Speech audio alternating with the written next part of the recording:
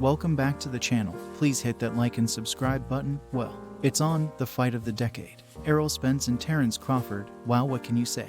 We have been waiting on this fight now for at least a year. Terrence Crawford backed into a corner with nowhere to go.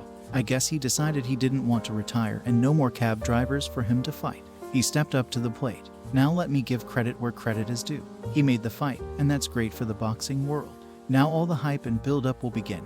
I seen some interviews already from Spence and Crawford. I seen one so far with Spence, and he just said it was going to be a one-sided ass-kicking. Now I seen Crawford saying a lot of weird stuff. But that's just Crawford, he's just delusional when it comes to a lot of stuff.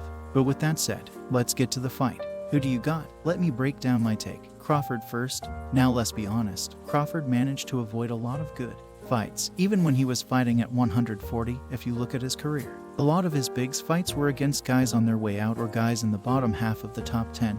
You've seen him get knocked down and hurt against lesser fighters. And when he came to 147, he won a title off a guy Jeff Horn with no boxing skills, won a hometown decision against Pacman. Jeff Horn has been nowhere to be found. Then he fought the Mean Machine, got knocked down. He fought the younger brother of David. He had been shot in the leg and could not move.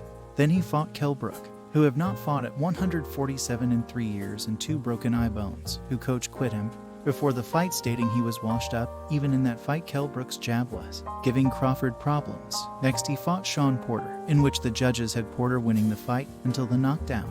And Porter's father threw in the towel and pisses Sean off, and Porter hasn't spoke to him since. His father said Sean did not train hard enough, that's why he threw in the towel. And then Crawford fought some guy no one ever heard of at the end of last year. With that said, Crawford is a good fighter. I have never thought he was number 1 pound for pound. I thought he had the talent to be one, but not the resume. Errol Spence. Let's take a look at his resume. Of course he fought Kell Brook over in England for the IBF title. How hard was that? Great fight. Kell had been stopped by Triple G.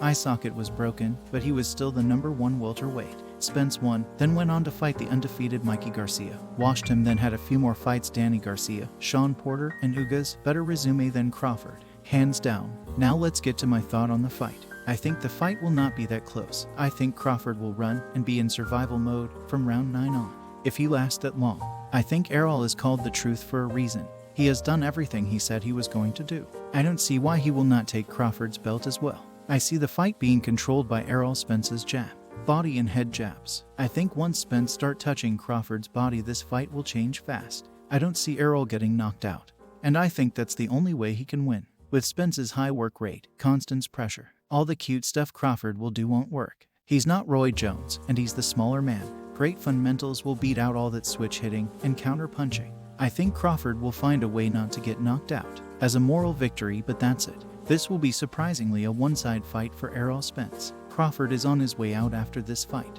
Like in all of Spence's fights, fighters are just not the same anymore. And neither will be Crawford after his ass kicking. That's my take. I can't wait. Let's hope nothing comes up in the next 2 months. Well, this is Reno Knows Boxing. Please like and subscribe. Until next time, I'm out.